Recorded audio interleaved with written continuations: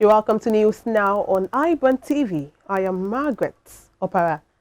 The Nigerian Labour Congress will embark on a two-day protest on July 26th and 27th to demonstrate against a 6-month shutdown of public universities across the country due to pay disagreements between the government and teachers. It said on Sunday, the NLC, country's main umbrella union, represents millions of workers across most sectors of Africa's biggest economy, including parts of the oil industry. It said in a statement it will mobilize workers for the protest for good governance. Strikes by Nigerian public universities teachers are common. The current strike by the Academic Staff Union of Universities started on February 14. A previous one in 2020 lasted 9 months.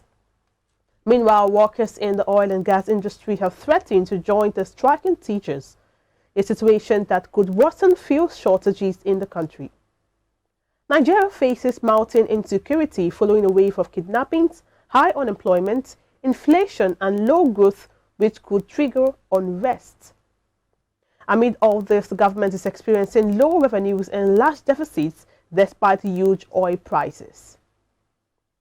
Now, the Oyo State House of Assembly has approved the nomination of Chairman Oyo State Housing Corporation, BAYO Lawal, as a replacement for Olaniyan, who was impeached on Monday morning. The approval followed the nomination by Governor Seyi Makinde, who sent the name to the lawmakers for consideration. The nomination was contained in a letter from the lawmakers presented on Monday plenary. Speaker Adebo Ogudoyi, while reading the letter, said it was in response of an earlier letter sent by lawmakers to the governor dated July 18, informing him of the removal of Olaniyan from office. Lawal was recently announced as the running mate of Makinde at the 2023 general election. Speaker Ogundoyi put the nomination to a voice vote, which went the ways of the ayes, saying with the vote, Lawal has been approved as the deputy governor of the state.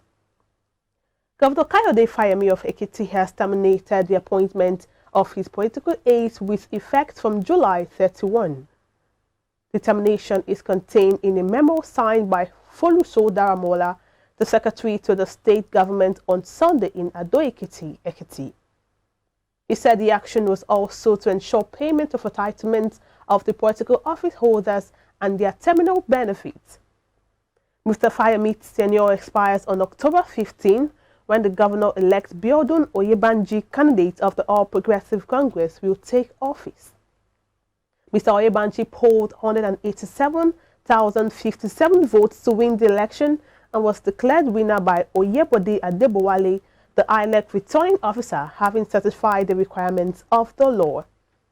And moving further, the Socio-Economic Rights and Accountability Project, SERAP, has urged the Independent National Electoral Commission, INEC, under the leadership of Professor Mahmood Yakubu, to take responsibility and end impunity for vote buying and undue influence in Nigeria's elections by immediately ensuring the arrest and prosecution of suspected perpetrators of these criminal acts in the just concluded OSUN state governorship election ahead of next year's general election. SERAP disclosed this in a letter dated Saturday and signed by SERAP Deputy Director Kolawole Oluwadare. Recall that there's been report of a brazen pattern of vote buying and electoral bribery in several polling units, especially by the All Progressive Congress and the People's Democratic Party during the OSUN state governorship election conducted on Saturday. The Inspector General of Police, Osman Alkali Baba, has commended the security operative, particularly officers of the Nigerian police force, the military and other security agencies, as well as the electorates in Osun State, for the peaceful conduct of the election held on Saturday, July 16, 2022, in the 3 senatorial districts, 30 local government areas, and 3,753 polling units in the state. The IGB, in a statement on Sunday, applauded the massive deployment of police operatives, specialized units, and other human and operational assets, including 3 helicopters and a couple of unmanned aerial vehicles for aerial surveillance in the 3 senatorial districts, 4 adequately manned gunboats for the riverine areas, and armored personnel carriers, which enabled swift response to the pockets of electoral issues. He equally lauded the collaborative efforts of other security agencies which assisted in the peaceful conduct of the elections. The police boss also appreciated the electorate in OSUN State as well as critical stakeholders for their role in collectively maintaining the quorum and cooperating with law enforcement agencies, noting that the professionalism displayed by officers deployed for the election equally helped to garner trust and ultimately led the success of the process. He similarly assured the force is continuously improving on its election security mandate for a top-notch 2023 general elections. A former military governor of Benue and Kano State, General Idris Garba, retired, has appealed to Governor Abubakar Bello of Niger State to assist and rescue his wife and 4 children abducted during the terrorist attack on the Abuja-Kaduna train.